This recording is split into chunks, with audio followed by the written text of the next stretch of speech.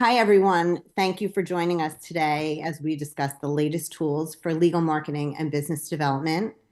I'm Amy Goldstein, board member and chair of the training programs for the Legal Mentor Network and the founder of Grace and Allen, a recruiting and career coaching firm for attorneys. If you aren't familiar, the Legal Mentor Network is a free nonprofit organization focused on providing legal mentoring to law students and junior attorneys. You can find information not only about the organization, but also about how to join, sign up as a mentee or mentor on our website, legalmentornetwork.org. Feel free to put your questions in the Q&A as we go along. They'll be addressed if it fits with the conversation along the way, but otherwise we will leave time at the end for your questions to be answered. And with that, it is my pleasure to turn it over to Matthew Kurbis, our moderator for introductions. Thank you very much. Thank you to the Legal Mentor Network for having us today to have this, I think, super important conversation that while those of us today that you'll be hearing from, we talk about this stuff all the time, but I don't think enough lawyers are thinking about this or talking about this. And if you're a law student, or I know the Legal Mentor Network has a lot of international lawyers looking to move to the U.S. and receive mentorship from U.S. practicing attorneys. This is a really important conversation that we're going to be having today. And if we were to be having this conversation 3 years ago, 2 years ago, 1 year ago, it would be a totally different conversation in some ways. And in other ways, it would be the exact same conversation because we still haven't learned things that we need to learn that we should have been doing a long time ago. So with that, I'm Matthew Kurbis. I'm the subscription attorney. I am a solo practice, AI and automation powered attorney serving the latent legal market. I host the podcast Law Subscribed. I have here with me today Steve Fretzin and Drew Vaughn. We'll start with Drew. Drew, do you want to give a quick introduction about yourself? Yeah. So I've got a super weird background. I grew up poor on a chicken farm in the middle of nowhere, ended up going on to be a celebrity divorce attorney and a professor at Loyola Law School. If you remember a little while back, the ABA on the cover of their journal had a thing about algorithms in the law, and there was a dork in suspenders with a bunch of formulas behind him. I'm that dork. And so I invented the algorithm that predicts the price of contested divorce litigation, which was a step towards automating a whole series of things. Ultimately, people were like, hey, how did this ding dong from a chicken farm end up with all the clients? And I explained, hey, I'm way better at marketing and understanding computers than a lot of lawyers. That transitioned into helping judges getting elected and also helping lawyers get clients. I ultimately ended up building a tool that was so powerful I had to turn it into the FBI. That's a whole other story for a different day, which then got me very interested in cybersecurity. So I am now ranked in the top 5% of hackers in the world. So then when AI came onto the scene, a lot of bar organizations around the country and around the globe have brought me in as a lecturer. Since I have kind of the legal background, the computer background, and the hacking background, it makes it a little bit easier to progress within AI and then sharpen it down to what do lawyers need to know. So lots of weird stuff in there. So if you got a weird AI question, I'm definitely your guy. All right. And Fretzin, go ahead and give yourself an introduction. I'll start off with a weird AI question for Drew, because I have a few. So I'm Steve Fretzin. I'm not an attorney. I never thought in a million years I would work in the legal sector with attorneys. I was run over repeatedly by my lawyer father, put on the cross through my teenage years. And so I knew lawyering wasn't for me. But I did end up building a very successful sales career and started my own sales consultancy and coaching business in 2004. And then in 2008 and 9 with the recession, I ended up being thrown into the legal space with lawyers who needed me terribly badly. So I ended up leveraging the fact that lawyers don't learn anything about business development in law school and at the law firm level generally, in alignment with a very sales-free methodology that I teach, ended up creating a program that I've been running for 16, 17 years. I work with attorneys all over the country, all over the world. And I teach them all the business development skills and marketing, personal branding that they need to be successful and do it without selling. So it's really been the greatest honor to be a part of the legal industry and sort of being adopted into it. And so I be that lawyer podcast, books, articles, Right for Above the Law. Like I'm all over the place on LinkedIn with helping lawyers to learn these soft skills. Thanks for having me, Matt. Yeah. I mean, 15 years later, and they're still not teaching law students anything about sales. And Drew, I mean, all your skills are also still not being taught in law school. So I'm happy to have you both here today. So now, for this next question, we'll go to Fretzen and then Drew. Um, the topic of today is the latest tools in legal marketing and business development. But is that a distinction without a difference? What is the difference, if any, in your opinion, of marketing, legal marketing versus legal business development? So again, Fretzen, we'll start with you. Yeah. So I don't know that we need to talk about tools yet. I think we're going to spend quite a bit of time on that, but I think there's an important distinction between lawyers calling everything marketing, everything that has to do with growing and developing business and brand marketing. So the way that I see it is that there's two sides of a mountain. One side is marketing, and that's your social media, newsletter, speaking, writing, anything you can do to put yourself out there to get a brand awareness and to add value and educate and set yourself apart and all of that. And then the other side of the mountain is the business development side. That's going to be development of relationships, strategic partnerships, understanding all the different elements of how to meet people and bring in business directly. So if you combine the marketing side of the mountain and the business development side of the mountain, which are different, they work together at the peak so that a lawyer, for example, could have an unbelievable brand. Everyone knows that lawyer for something, and then also have the relationships to bring in the business, and they work very, very well together hand in hand. So that's kind of how I see marketing and business development being different, not only in legal, but across the board. Drew, agree, disagree, have your own nuanced opinion? What would you say? I agree. And, one of the things that's interesting is, so if we had an attorney who was substantially older than us, if we had an attorney who, let's say, was 70 years old on this chat with us, we would be in a situation where they would have been trained in much the same way that Matt and I would have been trained, which was, step one, do a good job as a lawyer. Step two, if your clients will just start referring you business as if by some form of referral magic. Step three, if you're really advanced, start doing some networking, right? Which is some of what Steve was talking about on the business development side of that, of the mountain in his analogy. And that was kind of it, as if then clients just showed up as if through some form of magic. I was offered partnership at my law firm when I was 30, which was way too young. I was a young dumbass. I really did not know much of what I was doing, but I was smart enough to look around and say, you know what's weird, guys? We own a business, but none of us knows anything about how to run a business. And so I had my law firm, as part of my partnership contract, pay to send me back to get my MBA at Notre Dame, where I studied a lot of the marketing stuff, which is the other side of the mountain that Steve is talking about, right? Where it's like, okay, what comes in on the marketing side? Well, a big chunk of that is figuring out what is your brand going to be, right? And like the analogy that I like comes from a book called This I Know, which is your brand is effectively the skewer in a shish kebab. You can put almost anything you want on a shish kebab that you put on a grill, but you got to have one through line that ties it all together. Understanding that, and then understanding the marketing tools for then how to get that message out there, is an entirely different skill set than networking, but both of them are necessary for you to get to the top. And unfortunately, none of us are taught this in law school. And I can tell you this as a law school professor who came back and said, hey, I wish I'd been taught a whole bunch of these things. That's how I got involved as a professor, was pointing out all the areas that we missed. And I'm sure everybody who's on this call has had the same experience of, especially if you end up as a partner or hanging out a shingle, you have 17 different hats to wear, and you were trained for one of them, which was to be a lawyer. Yeah. And I think even just the mention of brand and building a brand is a great segue into some of these tools that are now in the market that you may use to help develop a brand, think about branding, improve branding, right? So Drew, I know you, even more so than me, love all the cool, fancy new AI tools. So I'm sure you could talk to us for hours about all the tools. But if you just had to narrow it down to a few of them, or how you help lawyers. I can. Yeah. And what would you give? Yeah.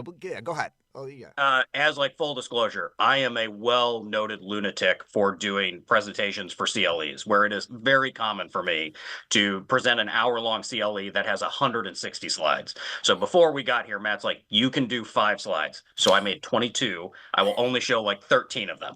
But here's just a couple of like quick hit tools that we will just go over real fast. And the presentation is titled 5 Slides LOL, because there was a 0% chance that this was happening. All right.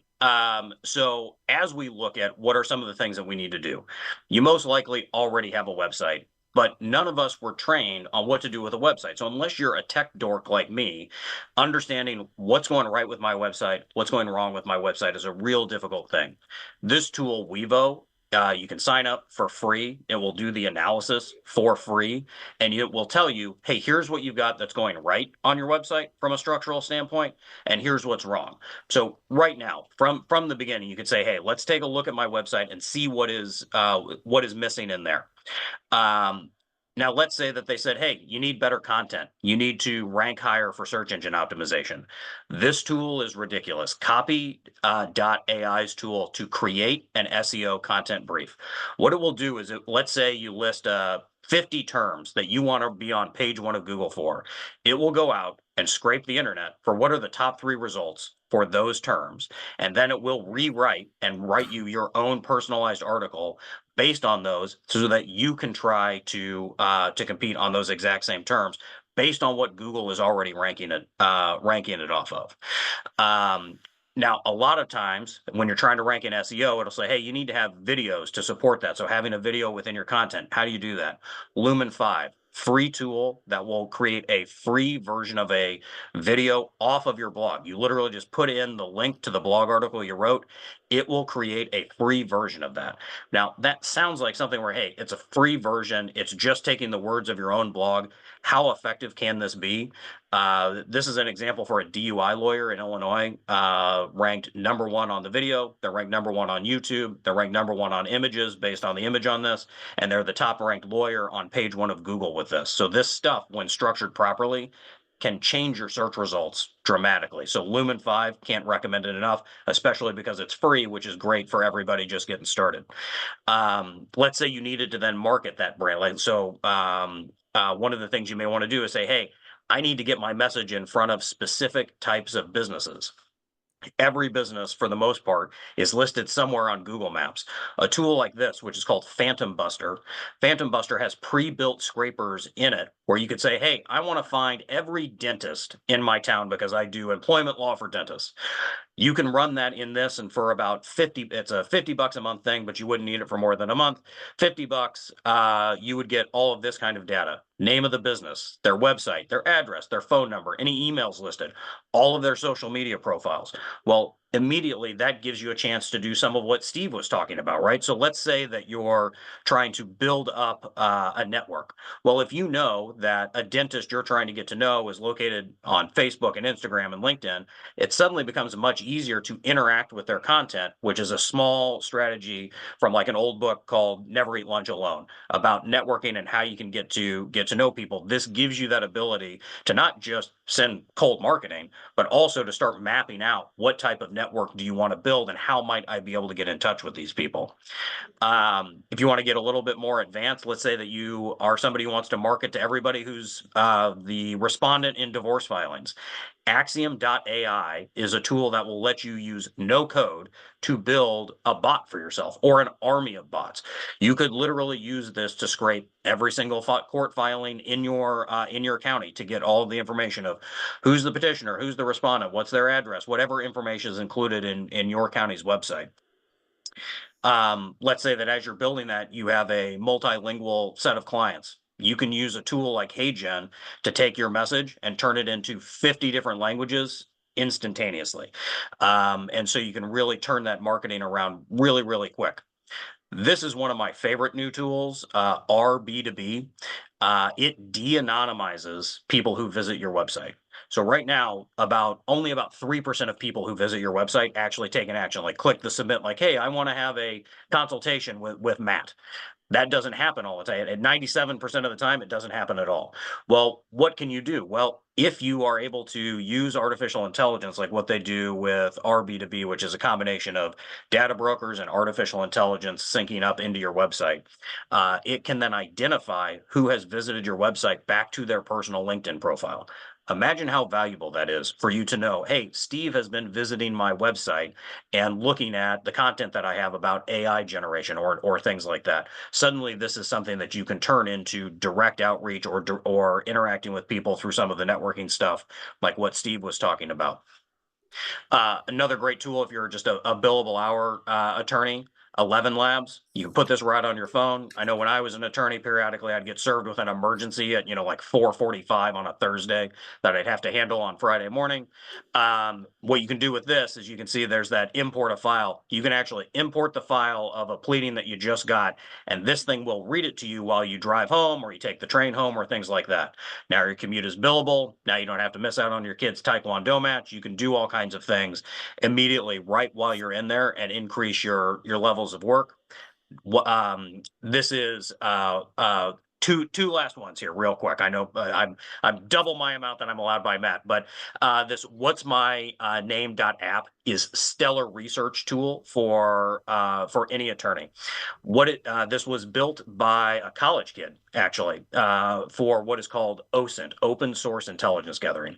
And what this will do is it will go out and it will scrape every single public facing website to see if a username is repeated. So now imagine that you want to do research into your own client, to an opposing party, to things like that.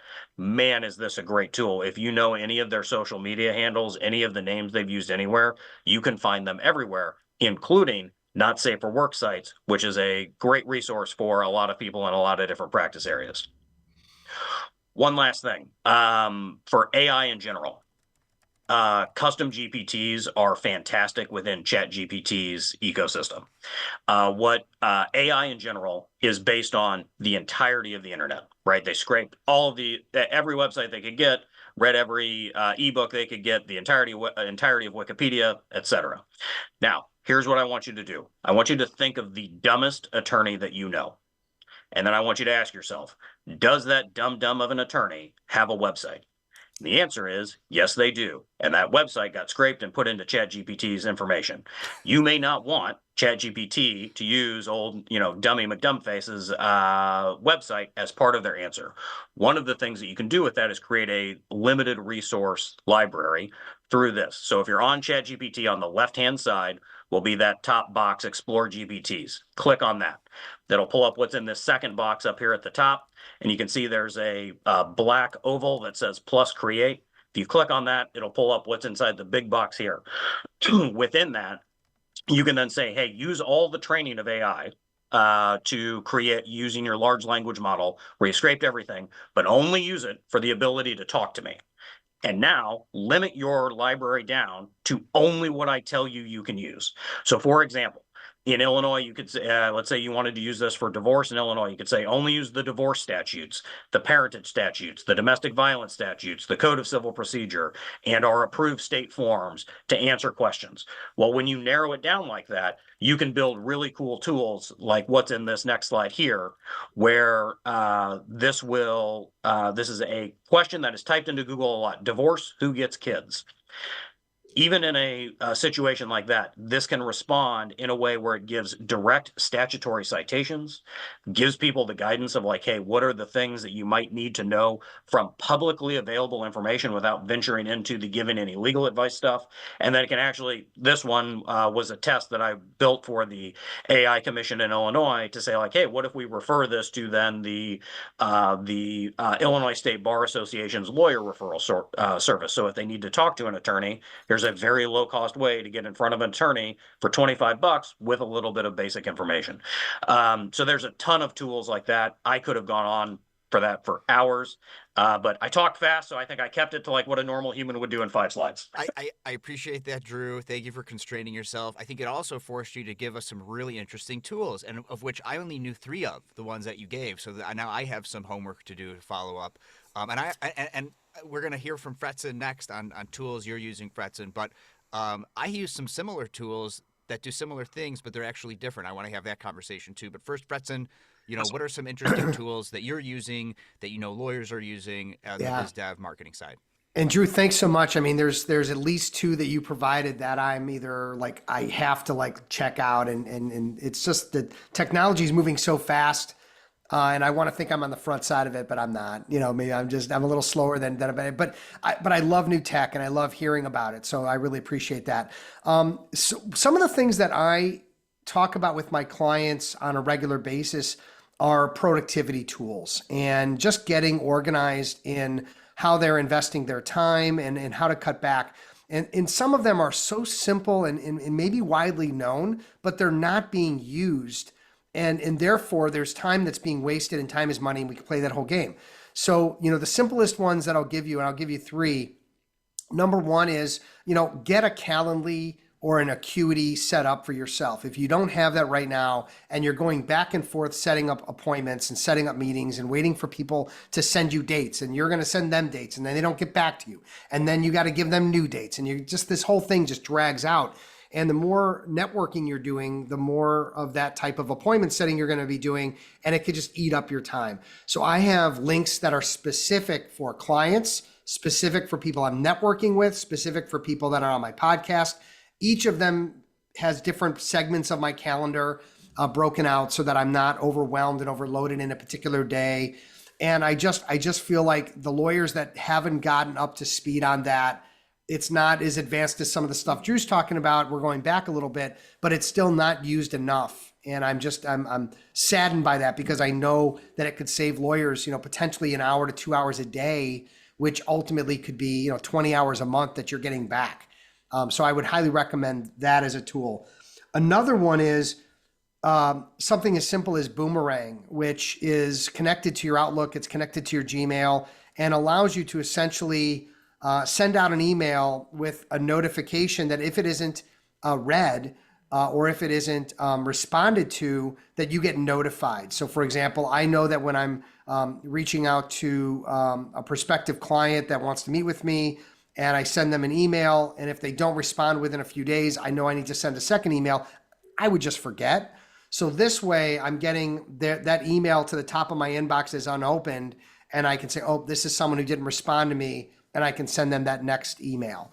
Also, people that you feel like, hey, are they even like opening my email? Are they even like looking at it? And then you can click a button that says that is like a read receipt. So, this way I'm really protecting my time from a standpoint of remembering to follow up and not missing follow-ups that could be critical to business or to new relationships where I kind of blew it from the start because I said I was going to follow up and I didn't. And I was waiting for a response or something like that. The other one, I just had Jody on my podcast with a new technology called Postalize. Have you guys heard of that? Postalize.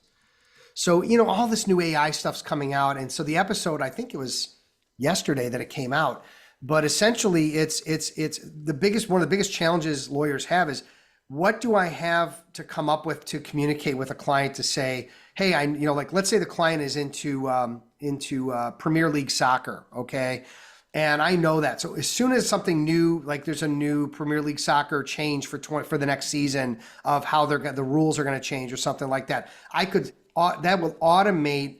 As soon as it knows that happens on the internet, it's going to automatically populate an email to that client that I just have to hit send. So it's automating follow-ups, it's automating LinkedIn and different elements that allow us to communicate at the next level, where it seems like we're just on top of things all the time, but we're not. It's all AI generated. If you want to edit it, you can. If you think it's good enough, and you can just hit send or have an assistant say hit send. And now you're at a whole other level of how you're developing relationships, loyalty, and communication with clients or any group that you want to communicate with. So those are a couple that I'm engaged in heavily, and that Postalize not so much, but I'm interested in that and getting my clients involved in that. And again, that's just one of the many AI tools that are in softwares that are being developed by smart people that think of this stuff before we do. Yeah. The Postalize. I do remember listening to that episode just yesterday because I listened same day to your podcast. There you go. That's what I do. But it's like an AI powered CRM, right? And there's like a lot of CRMs out there, but seeing how AI is enhancing one's CRM, and it's client relationship manager for lawyers, client relationship rather than customer. That's a cool thing to see. For Calendly, I have 33 event types. And actually, some of these tools that we're talking about today, while we're talking about them in a marketing, bringing clients in, or a biz dev, fostering existing relationship context, they could be used in a lot of different ways. So something I've just recently started experimenting with is when I get a new subscriber at a certain level for my firm, what I'll do is I will make a custom Calendly link for them to keep in a contact form, like my contact on their phone for my firm, that they don't have to sign into a portal. They don't have to go anywhere else. They're in their phone. They're in the contact. I have a custom Calendly URL just for them. Wow. And so if they unsubscribe, I just delete that event type, and I don't have to worry about them like taking advantage of that, right? Nice. So like, but I use, I have all these other event types because I have different types of calls that can be scheduled, podcast stuff, potential clients, existing clients, now unique clients, and all these other things. So I think that, like a tool, like whether you use Calendly or some other tool, there are legal specific ones out there as well. Really important. Drew, I'm curious to get your perspective on this because I'll list out some tools that I'm using in this space, more so on the marketing side than the biz dev side. What I suggest for like newsletter and outreach and stuff, which I guess is a little bit both marketing and biz dev. I love Substack, back-ending and powering the newsletter, because for $50 one-time payment, you get a custom subdomain. Descript, which does a lot of the things that some of these other tools you mentioned do, but it's an all-in-one. And there's pros and cons to that, right? Because like even Boomerang, which Fretson you talked about, Google Workspace has some of those features built in, but maybe they're not as robust as Boomerang, right? So like depending on like if you want to do something that just does like translation super well, maybe you just use like a HeyGen for multiple languages or 11 Labs. But like in Descript, I can like do multiple languages for like videos and other things like that. And what I'll do is I'll take a transcript of something and I'll copy and paste it into Descript, and I could attach an AI voice, and then I could listen to it, within a tool that I'm already paying for. It might not be as nice as 11 Labs though, because that's what it's designed for. But like I'm hacking my existing tools to try to do like other things with. And just some quick ones I'll rattle off. Canva, you make your own QR codes. You could put your logo inside of that. So if you make a video, you make a thing, you could translate that into a QR code. Perplexity Pro for research. Sort of the same thing that you were doing with some of these other things, Drew. I'm a big Perplexity Pro user.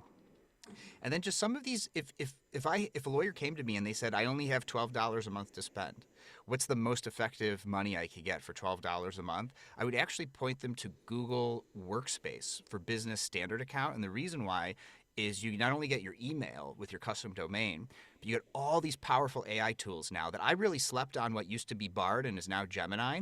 But as a Google Workspace user, just like 6 months ago, they gave you all the Gemini advanced AI features for free, and some of them are incredibly powerful. You could make logos, you could do all the kinds of things in Gemini, do some of the things, Drew, you were talking about with chat, but inside of Gemini and building your own, they call them gems.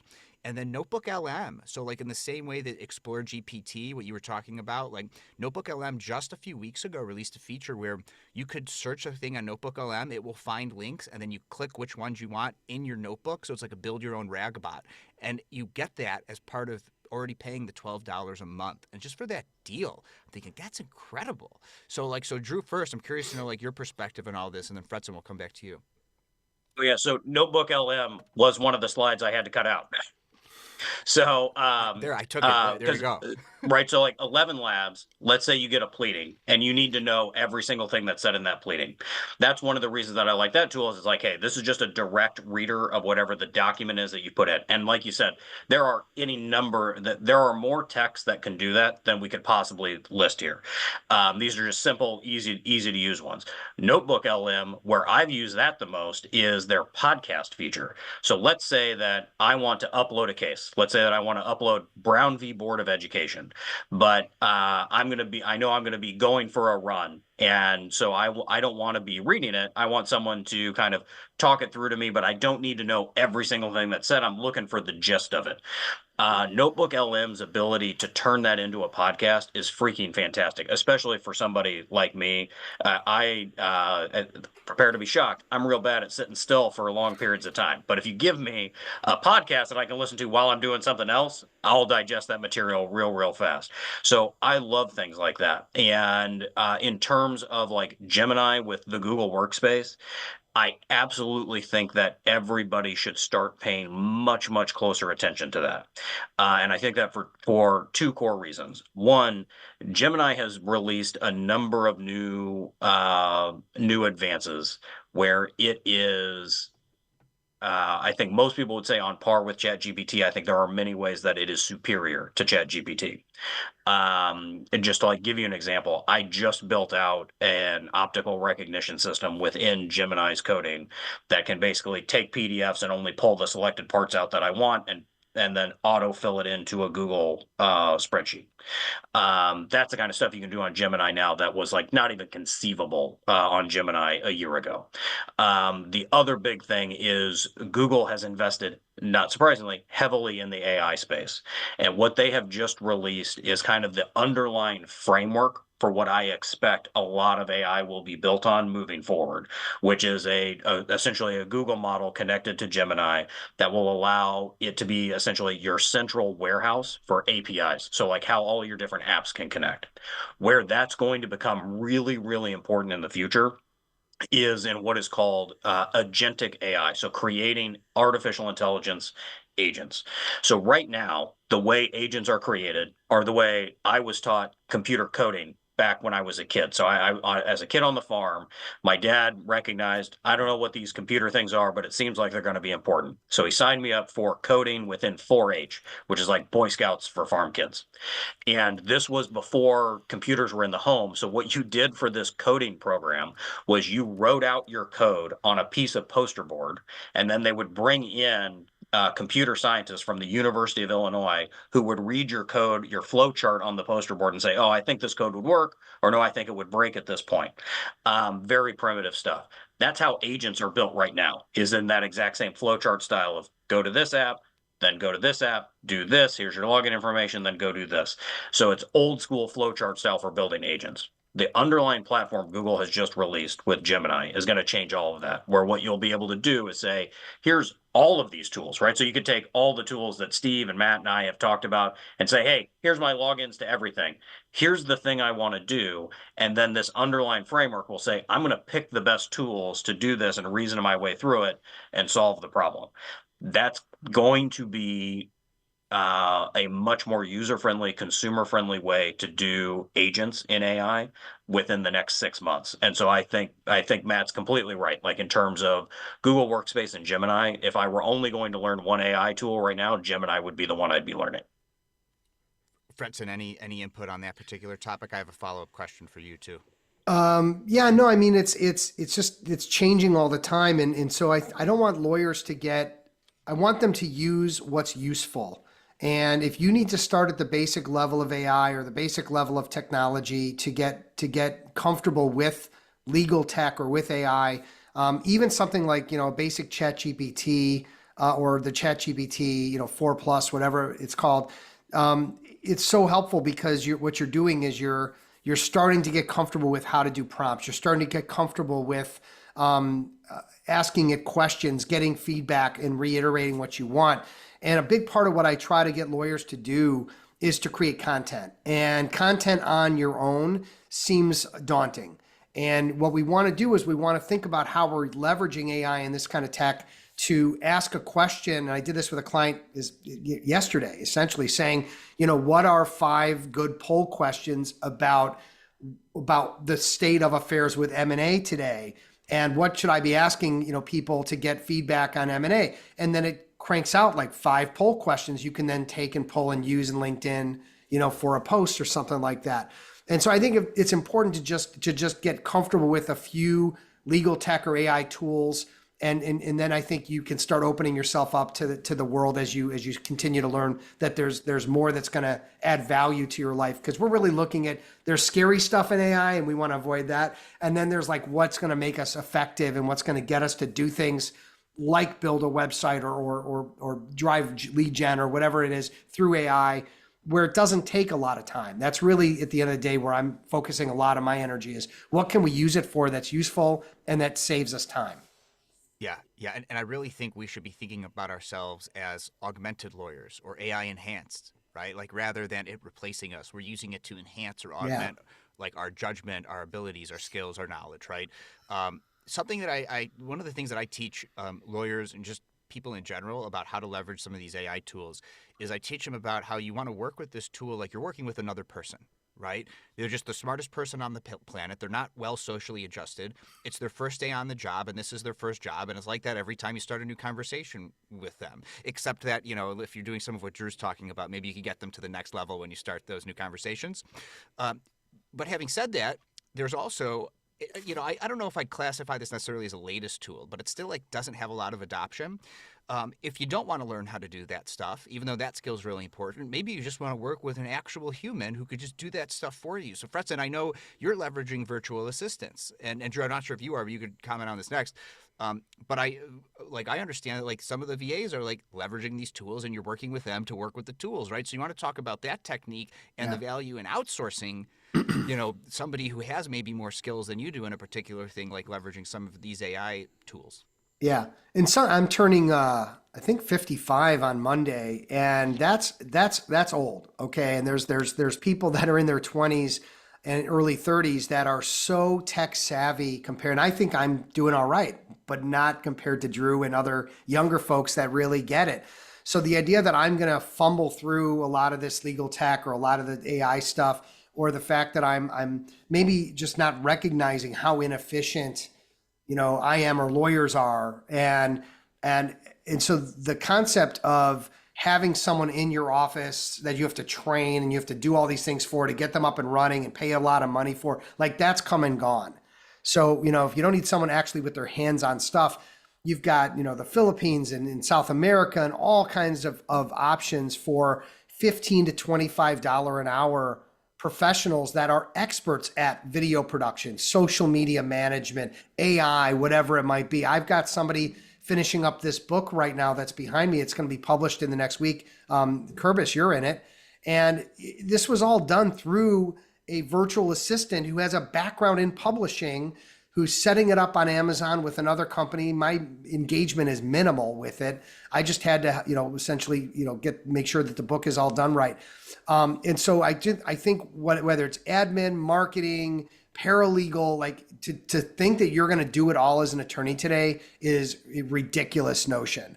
Your time and your worth are so great at this point that you really need to consider making a list of all the things that you do in a day that are not at your pay grade. And you have to figure out how to outsource them and then, talk to us because we know who all the best contacts are for VAs around the world and get it knocked out. And there aren't many people that come back to me and say, geez, I really wish I had all that administrative and marketing and tasks back because that's what I enjoy doing. Not the case. And so Drew, curious to get your perspective on this, but I even want to give like the audience even more context because this particular audience, which is a small one, I think it's really important. You're taking your existing content, right? Interviews with guests on your podcast, and leveraging a VA who's leveraging AI, and together, with all of that together, you're able to produce and publish a book in the near future that would have taken so many human hours and effort, like way back in the day. But you're starting with existing content rather than the from scratch problem. And so just the output that you could get when you're creating marketing material or material content in general to foster those relationships, like not starting from scratch and starting with something you already have is super important rather than just the blank page problem. Drew, over to you. Yeah, I think that at its core, some of what we're addressing here is how we're going to have to transition our thinking about what being a lawyer is, and really what being any type of professional is. And I saw a great example of this online within the tech community just yesterday. Someone had tweeted, "Coding is thinking. All that AI is doing is making the typing faster." And I think that that's what we're seeing with a lot of what you're talking about here, whether it is saying, hey, take this off my plate and have experts who are virtual assistants do it in the Philippines or anywhere else, or it's, hey, computer, take this thing off of my plate so that I don't have to waste time on this particular task. Like Steve, when he was giving his examples of some great tools to increase efficiency, that is music to my heart. So when I was getting my MBA, one of the things I studied was how much time were we spending as a law firm on the billable hour. And what we found is that the average partner was spending a minimum of 10 hours per month between entering their own time, reviewing the time entries potentially that their assistant had put in for them, and reviewing the time of associates and paralegals and those within their team of what they were doing. In terms of just a straight revenue number, with our average partner was at about $500 per hour. That's $5,000 a month of lost revenue spent tracking time. The type of tools that Steve is emphasizing here are the things that could put that revenue back in your business. Because if you find a task that you have to do every day that's irritating and take it off your plate, well, what happens? Now you're freed up to get additional revenue, to build that network, to build up the resources you need to be successful. And now what's the point of that? The point of that is so that you can then do the core of what your real business is. And your real business as a lawyer is thinking. It's not the entering of time. It's not the scheduling of consultations. It's not a lot of these things that take up huge chunks of our day. It's not creating the marketing. It's not a whole bunch of things that you have to do when you own a law firm. You are supposed to be there to think in creative ways that nobody has ever thought of before, right? To see the things that everybody's seeing, to see that same fact pattern and come up with something new and creative that no one else can do. That's really what your core strength is, what your core talent is. And all of these tools are just ways to allow you to unlock that so you can focus on what your real strength is. So yeah, I think it's spot on to use, whether it's virtual assistants or tech versions, whatever it is. Yeah, and so I do want to contextualize this a little bit to the students who are watching, the law students, or this recording, because while a good chunk of people in the Legal Mentor Network, they're young lawyers, they're more seasoned practitioners. While this has been maybe a little bit more catered to them, you, the law student, are a future young lawyer and then seasoned attorney, and all this stuff is really important. And I even think when you're a student, you have to be thinking about these things, because this is going to make you a more valuable associate when you go and work for another law firm. If you're thinking about private practice, this is also going to work for you in starting to build a book. If you're thinking about private practice or starting your own practice at some point in the future, like, this is super important, right? You market yourself and foster those relationships and build a book of business, and you could have, you could go anywhere, like any firm, if you're doing all the things Drew and Fretzen are talking about today. And for you yourself, like, you're marketing yourself as a potential job candidate, at a firm. And so you could take and extrapolate, all of these tools and leverage them to, reach out to potential firms who would hire you. Like, whether you're doing research, you're creating a video, you're doing all this follow-up, right? Like, this is the same way you kind of get a job too, right? Learn about your target, even if your target are law firms that are hiring you. So I just want to recontextualize today's conversation for the law students. We'll hear about thinking about it if you guys have any input, we'll go to Fretzen, then Drew, but then also we have about 15 minutes left. I want to open it up for questions. So Q&A feature again, if anybody has any questions, so our panelists can answer those questions. So Fretzen, and anything about recontextualizing it for law students, or just in general, open-ended, anything else that you want to say? Yeah, I speak with a lot of law school students and young lawyers, and they, question me about business development and marketing and all this stuff. I don't know that you need to be an expert at business development and marketing day one. I don't think that, maybe that's one of the reasons why it's left out of law school. However, it's up to you to step up and recognize that getting a job, winning clients, building a book of business, which you may not recognize now, but is one of the most important things you'll do as a lawyer. It's be a great lawyer, to Drew's point, and have your own clients, whether you're solo or you're with a firm. Even if you're a GC, you're going to want to move to other better GC roles, and that's going to happen through relationships. So you have to consider your undergrad, you have to consider high school friends, you have to consider law school friends, and start to realize, like, hey, who's a winner, and maybe who's less of a winner? Who should I keep in touch with? What kind of relationship do I need to begin and keep and hold sacred? Because these are the people in 5, 10, 15 years that are going to hold power roles and positions around the world as GCs and CEOs and legal tech people and whatever it might be. And if you fail to keep in touch with them, you're going to fail to take advantage of something that, you're going to regret. I worked at one of the most exclusive golf clubs in the Chicagoland area by the way, highly racist in the whole thing when I was a kid growing up. They didn't allow women, didn't allow, Jews, blacks, none of it. It was really awful. But from a standpoint of who was there, I mean, these were top CEOs in the world, in the country, in the world. And I had no clue at all that who these people were. I wasn't thinking strategically at all as a college student who I should keep in touch with, who in my fraternity, who in this golf club, anybody. And I regret it because I think if I'm considering coming out of college, what jobs I would have wanted, I would have had a lot more opportunities had I kept relationships. I just wasn't thinking strategically. I think today we need to think strategically about starting to become a student of the game, of networking, of building good people around us that are going to support us in our careers and in our business. So that's not anything to do with technology, but it is something to do with being successful as a lawyer in today's world and in the future.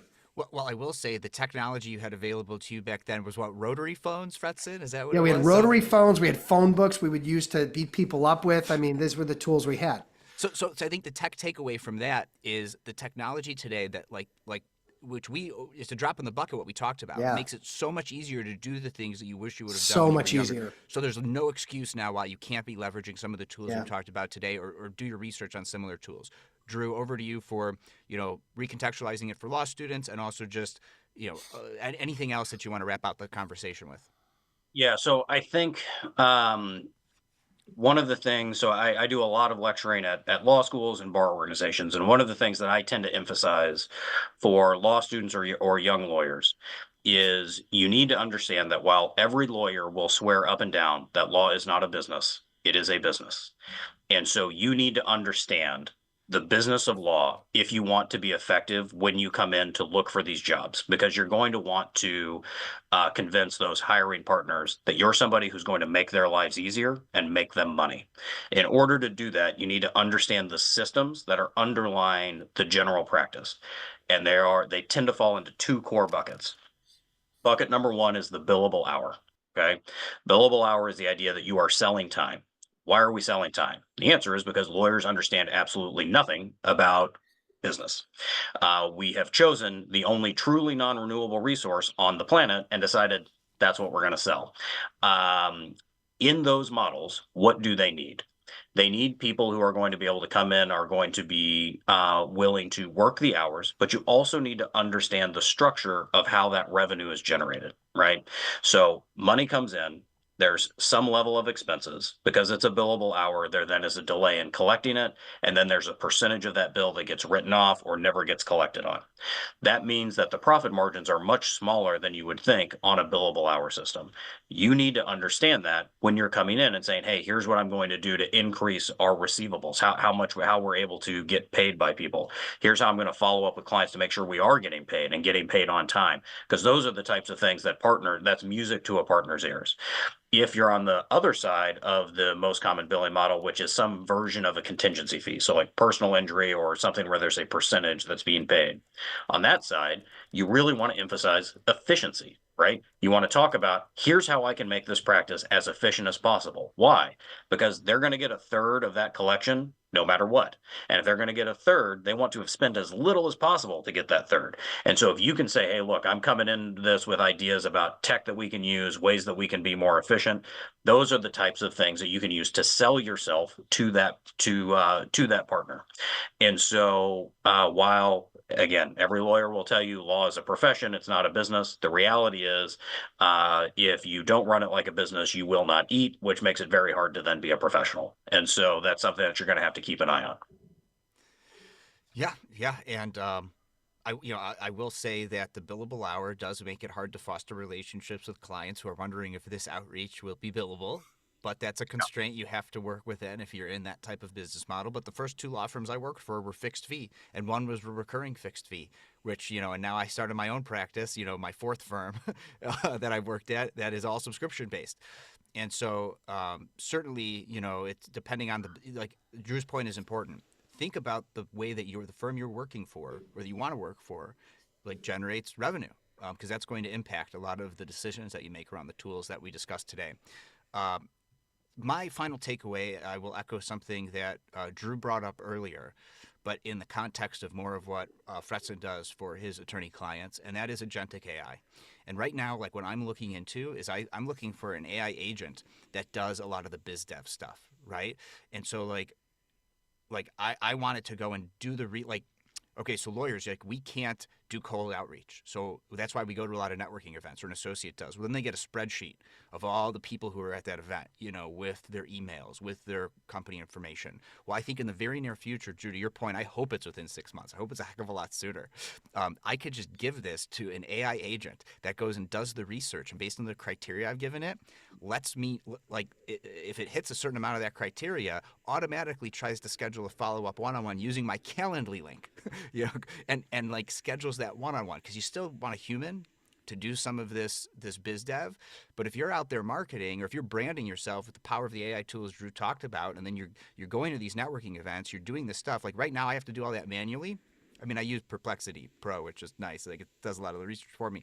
But the point is I think very soon you will be able to work with an AI tool, like how Fretzen is working with a virtual assistant, more directly to do some of these things. So definitely keep an eye on that. With that, we still do have a few minutes if anybody wants to ask any questions. Otherwise, I'll open it up one last time to the panelists if there's any concluding thoughts. And yeah, let's do that. Final concluding thoughts and where people could follow up with you. So Drew, over to you first. All right, perfect. Rather than a final concluding thought, I'm going to show one more thing of slides. All right, sneaking them in. All right. 3 minutes. 3 minutes. I promise I will keep it short. This is just something to this is something here where for ChatGPT, quick prompt to help you kind of spark some of the thinking. Steve talked about coming to ChatGPT and saying, hey, give me some ideas for polls I could use for LinkedIn. This is like a version of that. Now, the reality is that we have seen for people to move them from a marketing standpoint, that emotion moves them more than anything. If you use a prompt like this, and just take a quick screenshot of this, and we'll make sure slides get shared out. But it says, hey, give me 10 frustrations, 10 desires, and 10 fears of, and this is a divorce example, married people with children who are preparing to divorce their spouse. And it will produce a chart like this of like, what are their frustrations, desires, and fears. Now, you could stop here if you wanted to and say, hey, now I'm going to use this as my idea point to come up with my own things.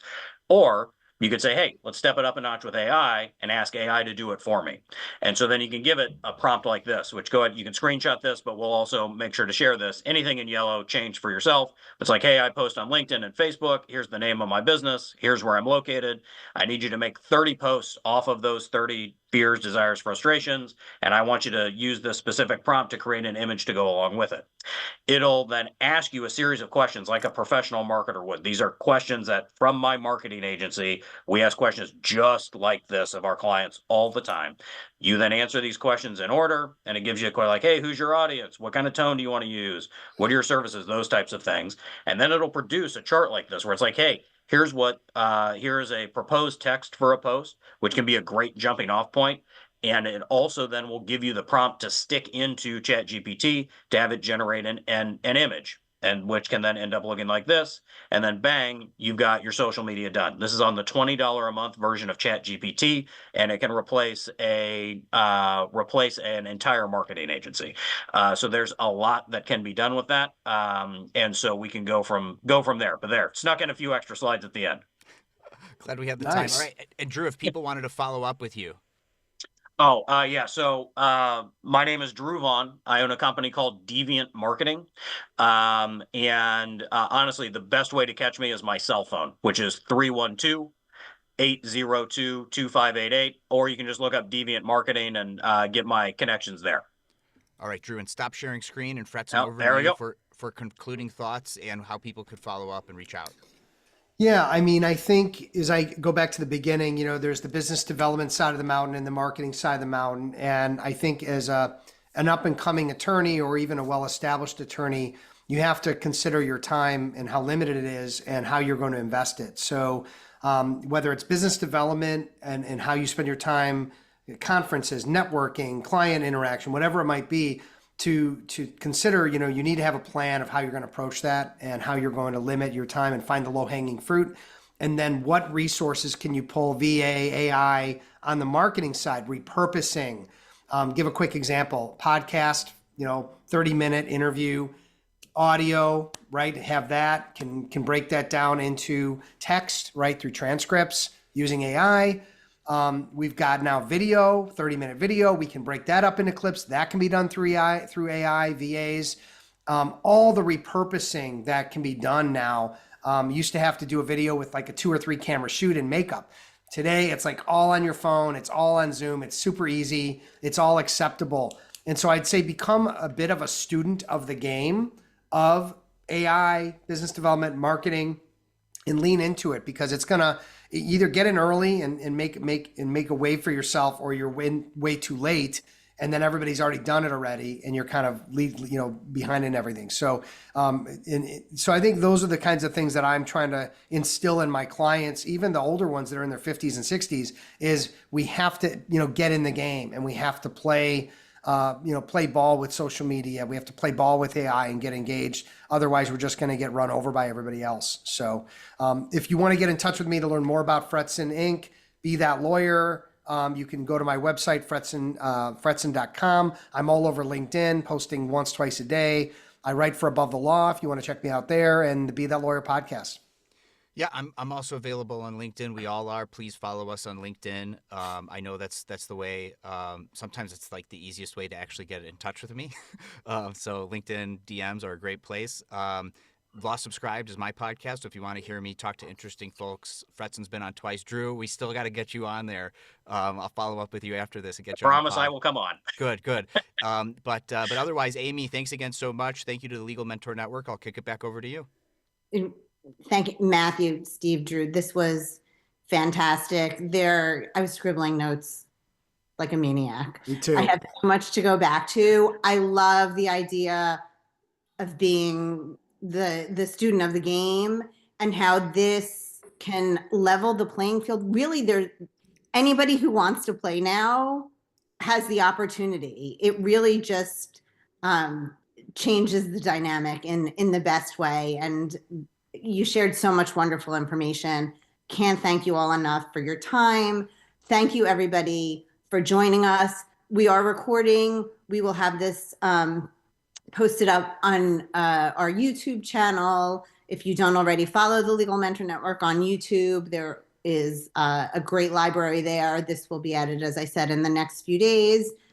As everyone said, feel free to reach out on LinkedIn or directly, and we are going to work on getting the slides to you and any other information that the panelists would like to share. Thank you all for joining us. Have a wonderful day, and we'll see you soon. Bye, everyone. Bye, everybody.